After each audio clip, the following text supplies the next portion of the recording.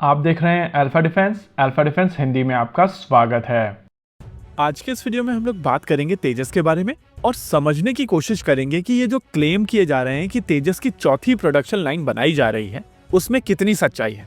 2 दिन पहले डेक्कन हेराल्ड की तरफ से एक न्यूज दी गई थी जहां पर बताया गया था कि तेजस की चौथी प्रोडक्शन लाइन बनाई जा रही है, जिसके बाद HAL के पास में 32 तेजस पर ईयर रोल आउट करने की क्षमता हो जाएगी। इस न्यूज का फैक्ट चेक करने से पहले आइए पहले समझ लेते हैं कि ये प्रोडक्शन लाइन है क्या और हम लोग आमतौर पर इन प्रोडक्शन लाइंस के बारे में इतनी ज्यादा बातचीत क्यों करते हैं। देखिए, तेजस के केस में HAL लीड इंटीग्रेटर है, यानी कि इस एयरक्राफ्ट में जाने वाले सभी कंपोनेंट्स को अलग अलग सप्लायर्स द्वारा बनाया जाता है और फाइनली एक जगह पर इसको कंसोलिडेट करके पूरा एयरक्राफ्ट बनाया जाता है, जिसको फाइनल असेंबली लाइन कहा जाता है।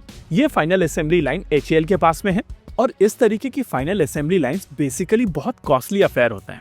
देखिए, अगर तेजस के केस में आप देखेंगे तो इसका फ्रंट फ्यूसलाज डायनामैटिक टेक्नोलॉजीज बनाती है, central fuselage VEM technologies, rear fuselage Alpha Tocol, wings L&T, tail fins और rudders Tata advance materials limited, multi functional display sample बनाता है। इंजन्स को लेकर हम सभी जानते हैं कि इंजन्स GE से आते हैं। शुरुआती रेडार्स अभी तक इजराइल से आ रहे हैं, जिनको BEL में असेंबल किया जाता है। Software defined radios, communication systems और सॉफ्टवेयर सभी चीजें अलग अलग कंपनीज द्वारा बनाई जाती हैं और फाइनली इन सभी चीजों को एक साथ टेस्ट करके फिर कैलिब्रेट करके पूरा का पूरा सिस्टम कपल किया जाता है HAL में।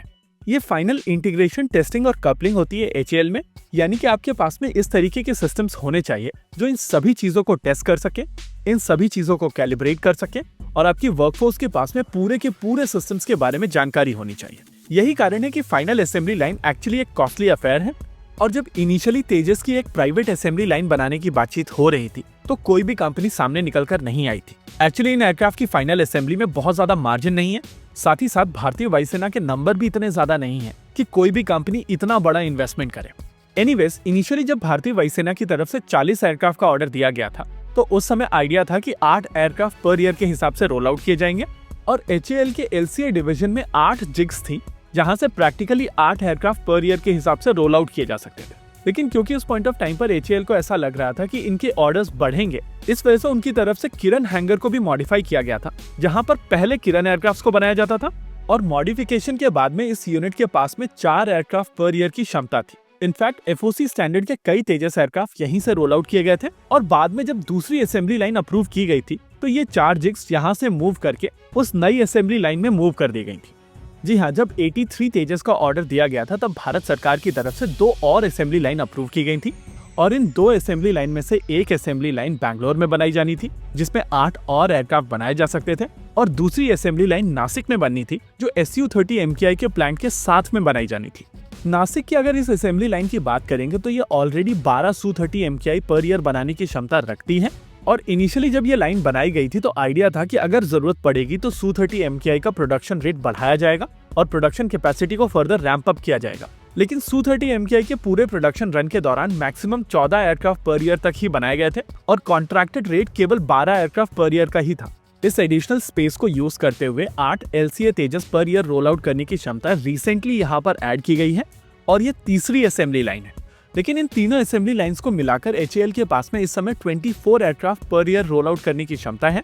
लेकिन जैसा कि आप देख रहे हैं कि इस क्षमता का कोई मतलब नहीं। जब तक सभी कंपोनेंट्स पूरी तरीके से तैयार नहीं है तब तक इस क्षमता का बहुत ज्यादा फायदा नहीं होगा और जैसा कि हम लोग GE के इंजन्स के साथ में देख रहे हैं कि उनकी डिले के चलते पूरा का पूरा लाइन स्टॉप पड़ा हुआ है। वैसे ट्रू सेंस में देखा जाए तो लाइन स्टॉप नहीं है, लेकिन जिस तरीके से एयरक्राफ्ट बनाए जा रहे हैं वो बहुत टाइम टेकिंग और बहुत ही ज्यादा कम्बरसम एक्सरसाइज है, जहां पर पहले इंजन लगाए जाते हैं, एयरक्राफ्ट बनाया जाता है, उसको टेस्ट किया जाता है, फिर इंजन्स निकाले जाते हैं और फिर दूसरा एयरक्राफ्ट बनाया जाता है। इनफैक्ट जब इंजन्स निकाले और दोबारा लगाए जाते हैं तो यहाँ पर कंज्यूमेबल्स भी पूरी तरीके से खराब हो जाते हैं और इन इंजन्स को दोबारा यूज करने से पहले इनके ऊपर एक ब्रीफ ओवरहॉल भी किया जाता है। एनीवेज, जिस दिन कैट्स वॉरियर अनवील किया गया था उस दिन लास्ट ट्रेनर एयरक्राफ्ट ने भी अपनी पहली उड़ान भरी थी और उस हिसाब से इनिशियल 40 तेजस का जो ऑर्डर दिया गया था वहां पर सारे एयरक्राफ्ट बन चुके हैं। वहीं अगर मार्क 1A के केस की बात की जाए तो वहां पर भी 4 एयरक्राफ्ट बनकर तैयार हैं, जिनमें से 3 बिना इंजन के इस समय वहां पर खड़े हुए हैं। ऐसी सूरत में अगर आप चौथी प्रोडक्शन लाइन ऐड भी कर देते हैं तो उसका बहुत ज्यादा कोई फायदा होगा नहीं। लेकिन रियलिटी ये है कि डेक्कन हेराल्ड की तरफ से न्यूज को गलत तरीके से समझा गया है और गलत तरीके से रिपोर्ट किया गया है।